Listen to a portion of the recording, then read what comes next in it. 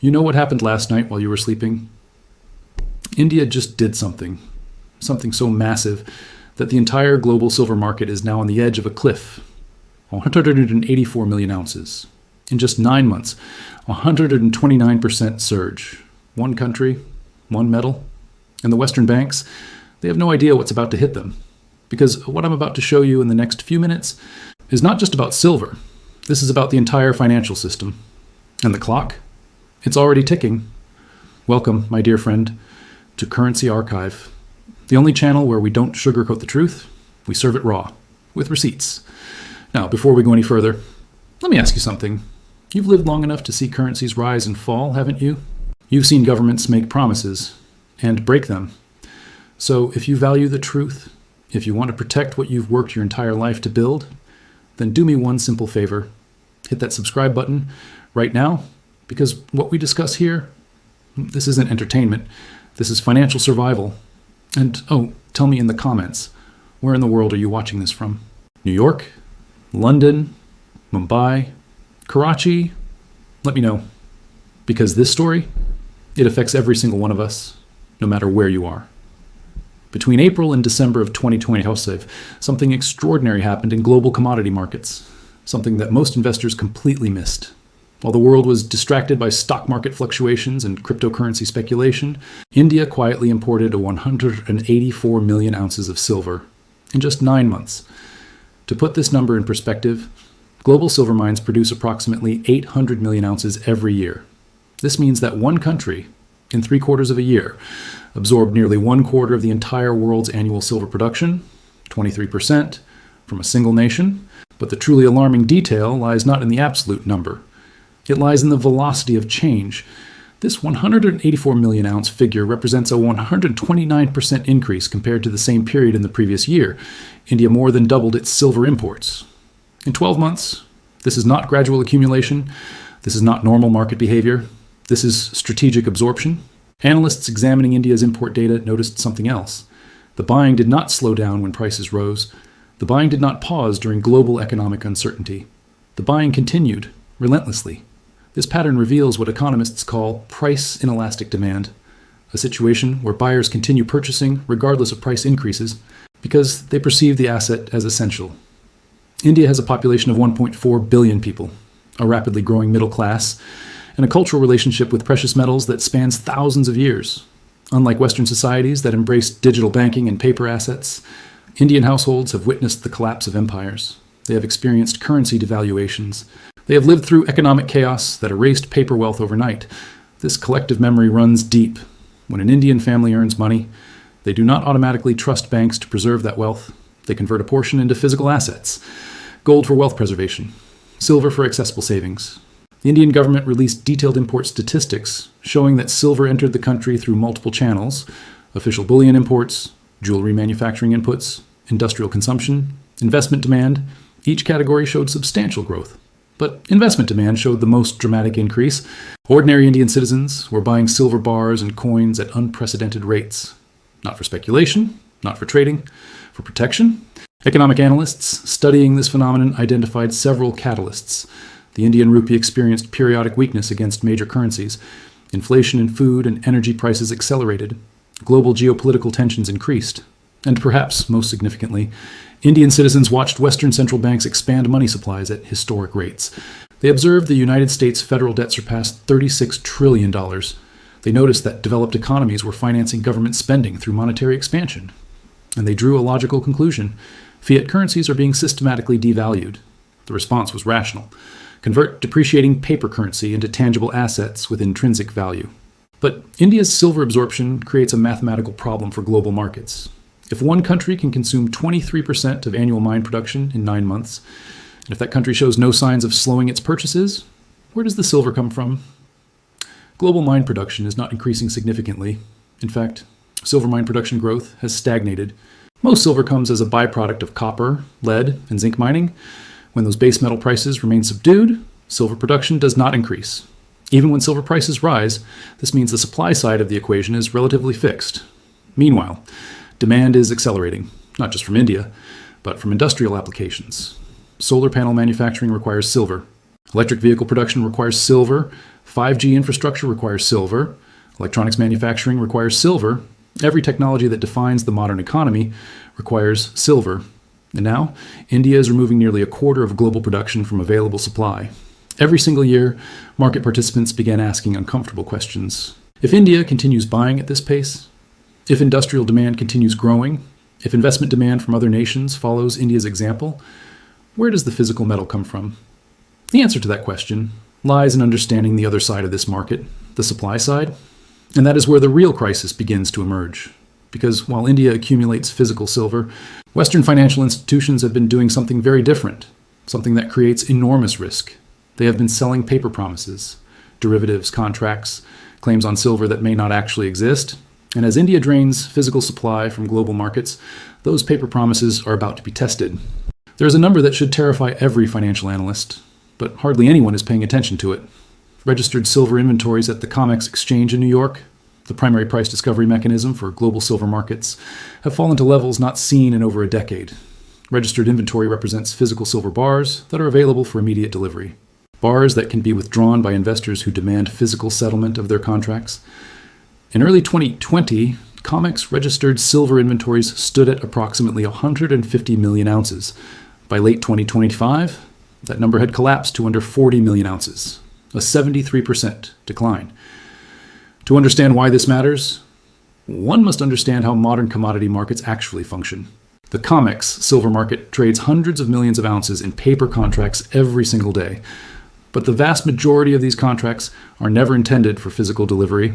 They are financial instruments, bets on price direction, hedging mechanisms, speculation. Typically, less than 2% of contracts result in actual physical delivery. The system works. As long as everyone trusts that physical metal exists to back the paper claims, as long as the majority of participants are content to settle in cash. But what happens when that assumption breaks? What happens when buyers start demanding physical delivery? What happens when registered inventories can no longer support the outstanding paper claims? The London Bullion Market Association vaults tell a similar story. London serves as the global hub for physical precious metals trading. LBMA vaults hold silver on behalf of banks, refiners, and institutional investors. For years, these vaults maintained stable inventories between 800 million and 1 billion ounces. A comfortable buffer. But starting in 2024, month after month, LBMA vault holdings began declining. Silver was flowing out, consistently, relentlessly. By the end of 2025, LBMA holdings had dropped below 700 million ounces. The metal was leaving Western vaults and traveling east, to India, to China, to nations that prefer physical possession over paper promises. Meanwhile, the supply side of the equation offers no relief. Global silver mine production has essentially plateaued, approximately 800 million ounces per year, and that number is not growing.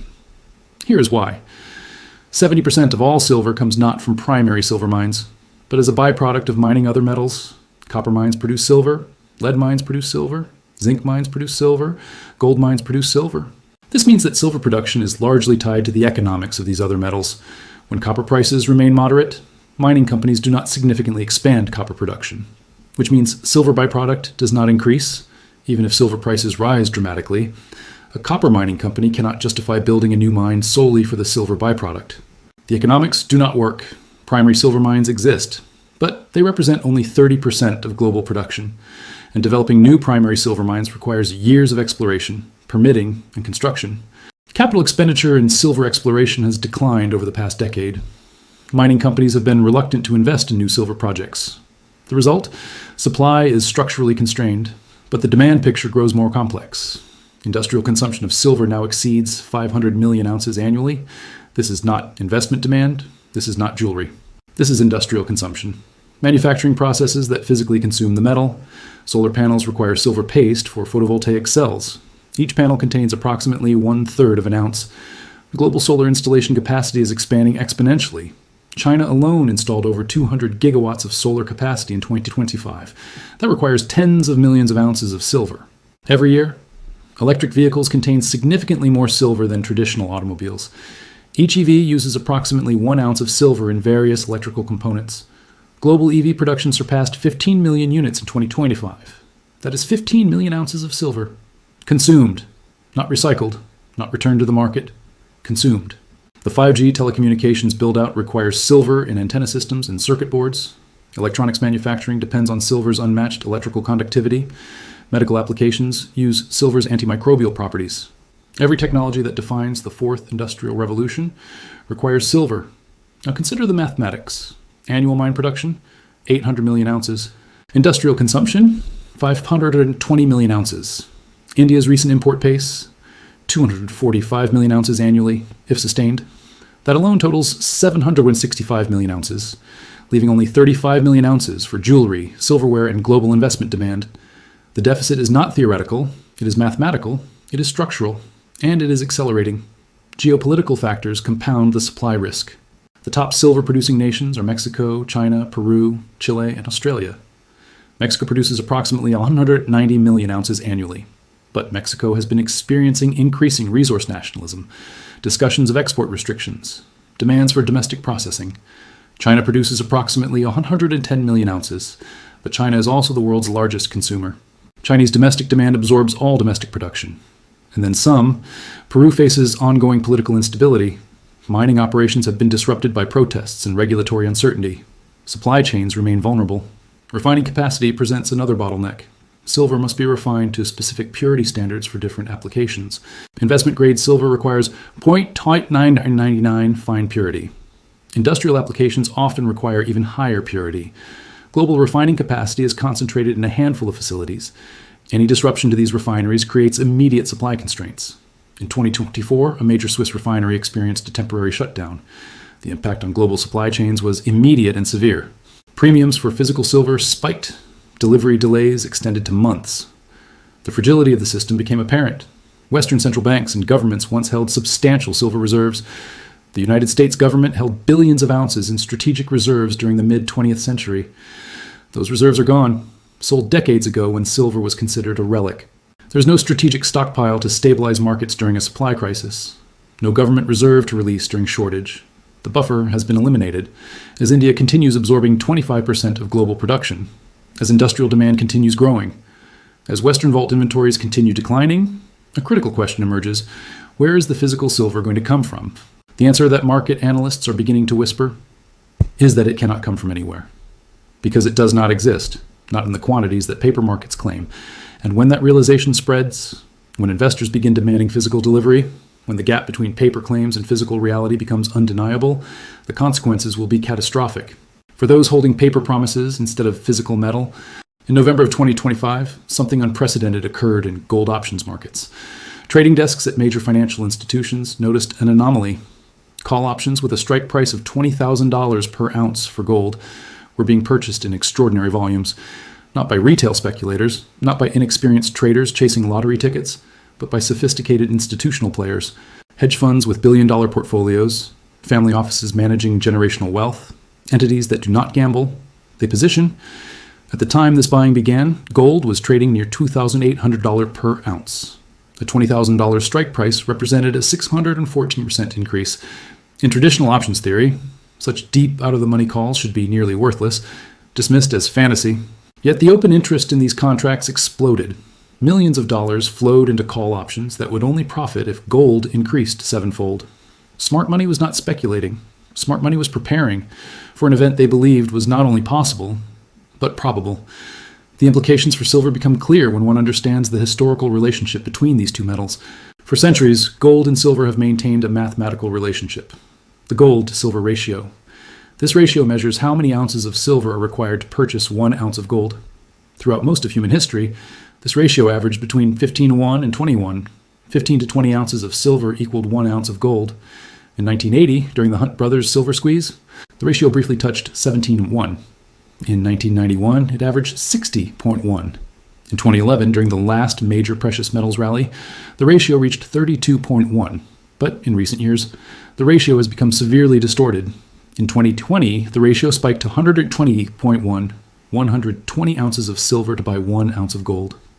By late 2025, the ratio had contracted to approximately 88.1, still dramatically higher than the historical average. Now apply basic mathematics. If gold reaches $20,000 per ounce, and the gold-to-silver ratio returns to its historical average of 60.1, silver would trade at $333 per ounce. If the ratio contracts further to 40.1, silver reaches $500 per ounce. If the ratio returns to the ancient standard of 15:1, silver exceeds only $300 per ounce. These are not fantastical projections. These are mathematical relationships that have persisted across millennia, across empires, across monetary systems. The current ratio represents an aberration, a distortion, and distortions eventually correct. But there is a problem, a massive problem. The silver derivatives market. Commercial banks have been short-selling silver futures contracts for years. The Bank for International Settlements reports that the notional value of silver derivatives held by major banks exceeds $30 billion. These are not hedged positions. These are naked short positions, bets that silver prices will remain suppressed. The Commodity Futures Trading Commission publishes weekly commitment of traders' reports. These reports reveal positioning in futures markets week after week, month after month. The commercial trader category shows massive net short positions in silver, often exceeding 300 million ounces. 300 million ounces of paper silver sold short by entities that do not possess the physical metal. This strategy worked for decades, as long as physical demand remained moderate, as long as investors accepted cash settlement, as long as nobody questioned whether the metal actually existed. The banks collected premium after premium, suppressing prices, maintaining control. But the India situation changes everything. When a nation absorbs 184 million ounces of physical silver in 9 months, when that metal leaves Western vaults and travels east, when registered COMEX inventories fall below 40 million ounces, the mathematical foundation of the short position collapses. Consider the mechanics. If even 10% of silver futures contract holders demand physical delivery, the system breaks. There's not enough registered inventory. There's not enough available physical metal. The shorts cannot deliver. History provides a terrifying precedent. In March 2008, Bear Stearns collapsed. Among the many toxic positions discovered in the aftermath was a concentrated short position in silver derivatives. The position was so large, so exposed, that it contributed to the firm's insolvency.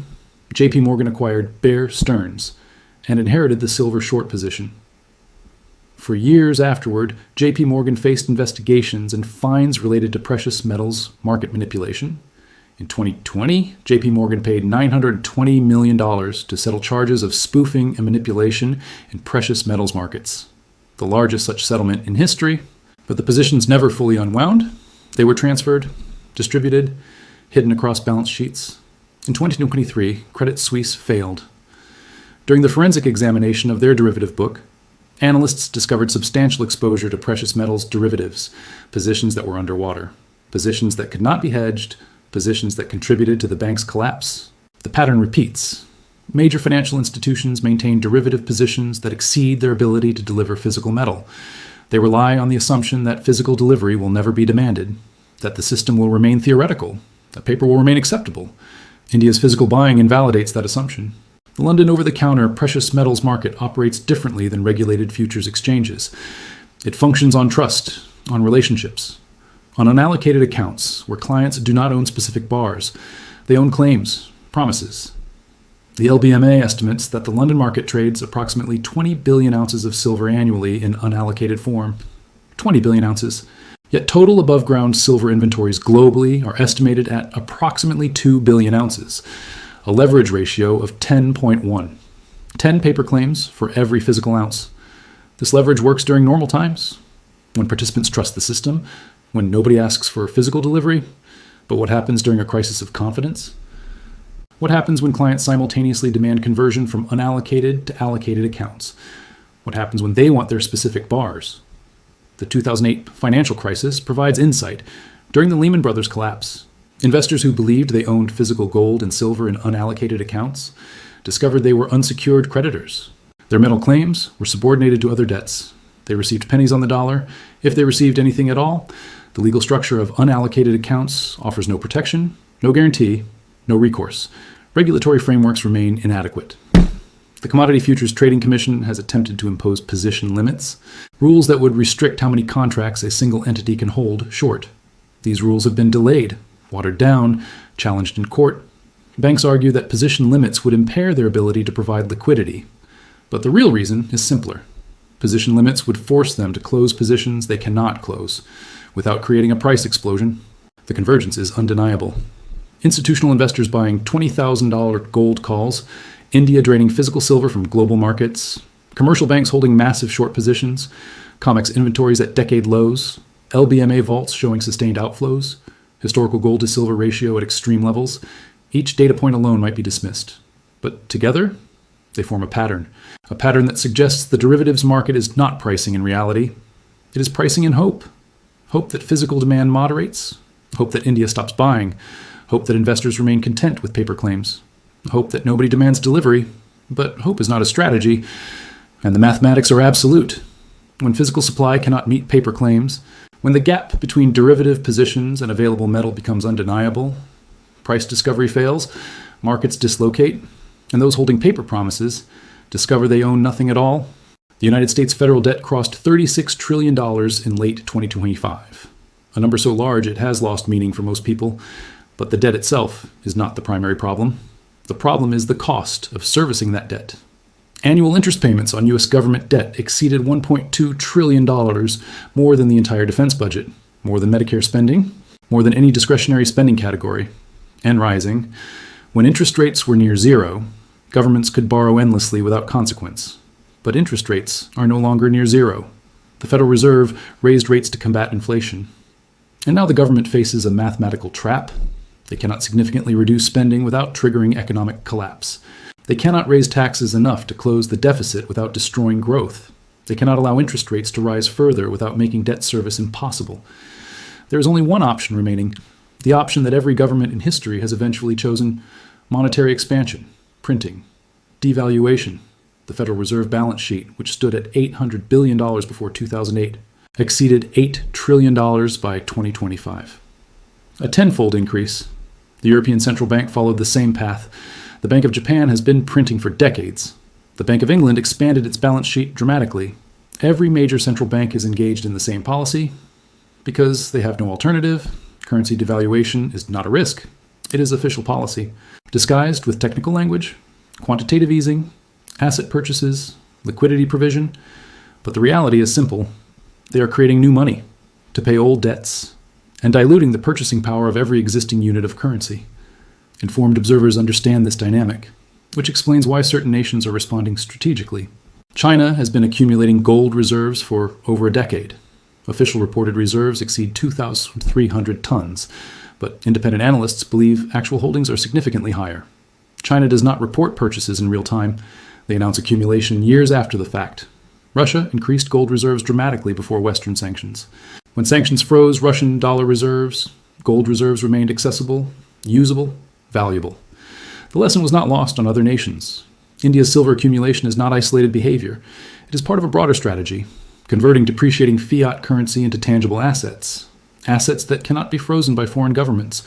Assets that cannot be devalued by central bank policy. Assets that retain value across currency crises.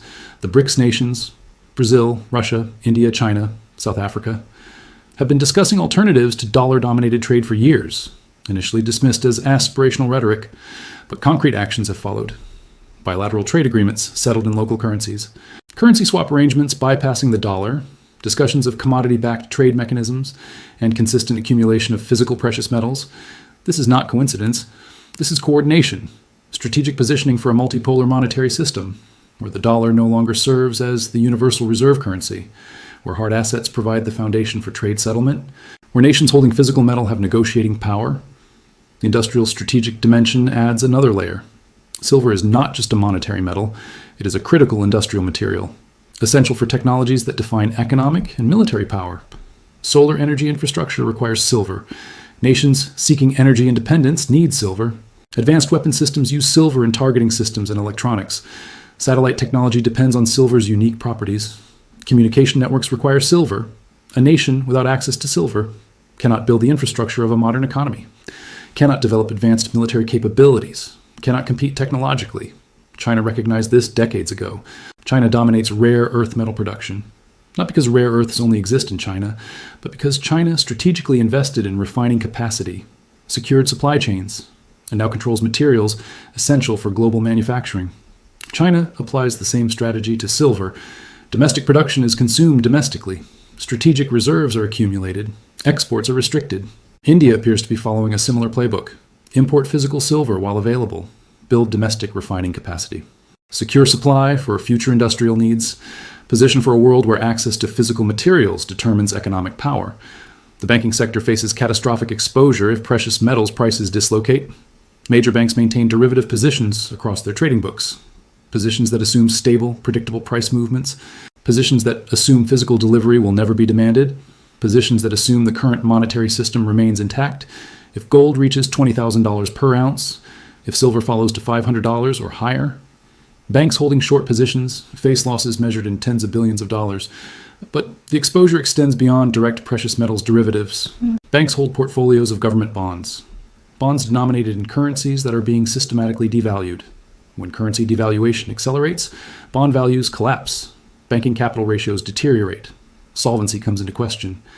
The 2008 financial crisis began in housing markets, but it spread systemically because banks were interconnected. Counterparty risk propagated across the financial system. The next crisis will not begin in housing. It will begin in currency markets, in sovereign debt markets, in derivative markets where paper claims vastly exceed physical assets. And when it begins, it will spread faster because the leverage is higher, because the interconnection is deeper, because central banks have already exhausted their traditional tools. Geopolitical tensions accelerate these dynamics. Trade disputes are escalating. Sanctions are being weaponized. Supply chains are fragmenting. Alliances are shifting. In this environment, nations view commodity control as strategic advantage. Russia restricts fertilizer exports. China limits rare earth exports. OPEC manages oil production. And now, India accumulates silver. This is economic warfare, conducted through commodity markets, where control of physical resources translates to geopolitical leverage. The convergence of these factors creates a situation without historical precedent. Unsustainable government debt, inevitable currency devaluation, strategic commodity accumulation by Eastern nations, Western vault depletion, banking sector derivative exposure, industrial demand growth, supply constraints, and a derivatives market built on assumptions that are demonstrably false. Every element reinforces the others. Debt forces monetary expansion. Monetary expansion drives commodity accumulation. Accumulation depletes inventories. Depletion exposes derivative positions. Derivative failures threaten banking stability. Banking instability forces additional monetary expansion. The cycle accelerates. The question is not whether the system fails. The question is when, and what happens to those unprepared when it does. Because when the gap between paper claims and physical reality becomes undeniable, when investors demand physical delivery and discover the metal does not exist, when banks cannot meet their obligations, when currencies are devalued to maintain government solvency, when the monetary system that has dominated for decades fractures, those holding physical assets will be protected. Those holding paper promises will be destroyed. India understands this. China understands this. Russia understands this. Institutional investors buying $20,000 gold calls understand this. The evidence is overwhelming. The data is irrefutable. The mathematics are absolute. The only remaining question is whether individual investors recognize what is happening before it is too late.